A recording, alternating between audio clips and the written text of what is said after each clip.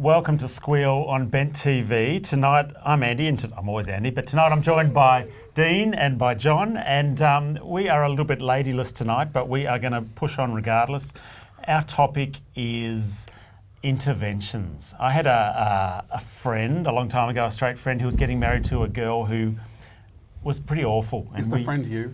No. Is it you? Is this a story about you, Andy? No, could be, no. Okay, starts with your friend. We ummed and ahed about saying something to him about maybe thinking about it or not doing it, but we sort of decided in the end he can see how horrible she is. Yeah. I love an intervention. I'm maybe, it's because I'm a bit of a stirrer in regards to things. You're a drama queen, is what you're saying, isn't it? Drama queen is, yes I am. But look, to say I love an intervention is a little bit ridiculous. It does backfire in my face, but I feel like you hit a point in friendships where you kind of go, oh, okay, you need to realise at some point that they don't care what you think. Yeah. But does that mean that you shouldn't necessarily give your opinion? I'm a ridiculously opinionated person.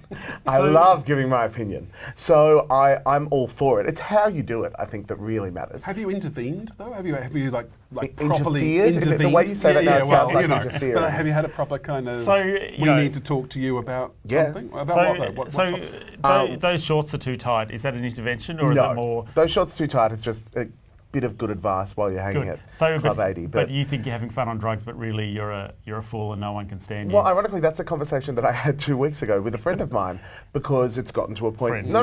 Like I have time to do drugs. Yes, I'm hyperactive, but I don't have time for the come down. But I had to have a talk about it's like the way they're acting and being on social media, and I was just kind of like, someone's got to say something, and it may as well be me. So, which is the way I always end up. So how was it? Was it a direct, clear conversation, or was it a thing in passing, or was it? Oh no! I went, let's meet up, let's have a coffee, and let's have a conversation. And the outcome of the conversation doesn't need to be my way of thinking. That's the thing with an intervention, especially when you do like a one-on-one where you're talking about someone's attitude towards maybe drugs or alcohol, or the way in which they're treating people, or many different things in which we have within our lives. Is you've got to be willing to put forward what you think, but that doesn't mean they need or care to take it on. Yep. See, I kind of think, I think everyone's terrible. I think all people are terrible. Oh, no one cares about you, and eventually you'll die. That's kind of my approach to life. Some say it's bleak.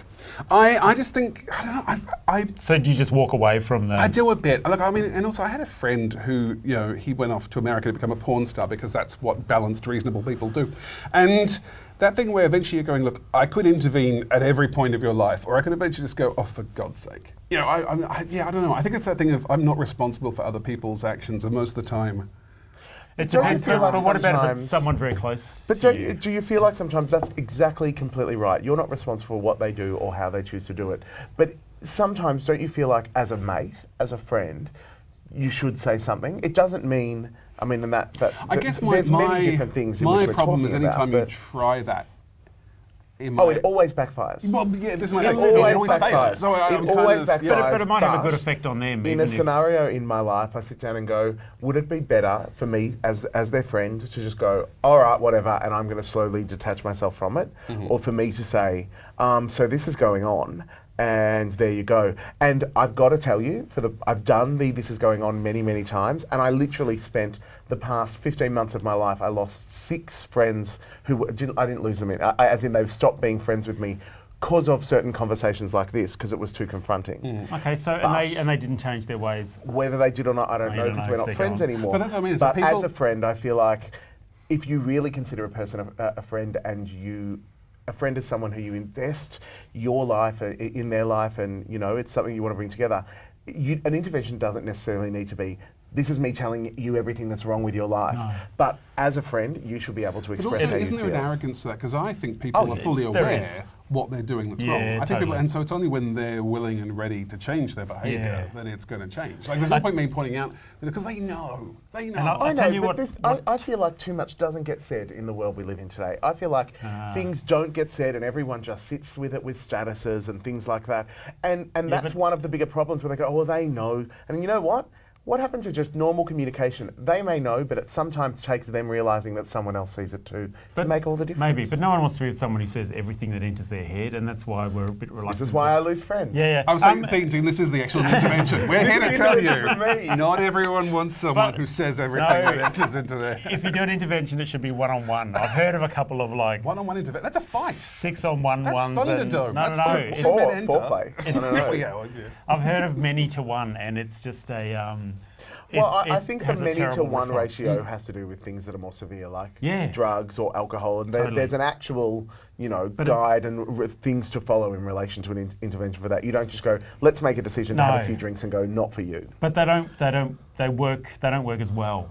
A many to one works less well than a one to I one. think even interventions though it seems generally, more though, they serious. tend to reinforce people's bad behaviour because then they become that whole, you don't know, like that Shania Twain song about that relationship that was clearly Man, a I feel terrible like a idea woman. from the beginning to the end. I live my life by Shania Twain songs. Thanks for raising them. Yes. Which song? The one about they said we wouldn't make it. It's like probably because you were just terrible people. But the thing is, if you tell them they're not going to make it, of course they're going to do it out of spite. But if they do it out of spite, it's their life and they've made the choice, and you've made the choice to say something, and in doing that, you're doing it as well. So Shania Twain's my fault is what you're saying. Yes, but if you're going to be a mate, be a mate. And sometimes that means saying nothing, and sometimes that means, in my case, saying too much. But you do the best thing you can do at the time and deal with the consequences later. Yeah, and because you don't want to have them do something terrible and you go, maybe I should have.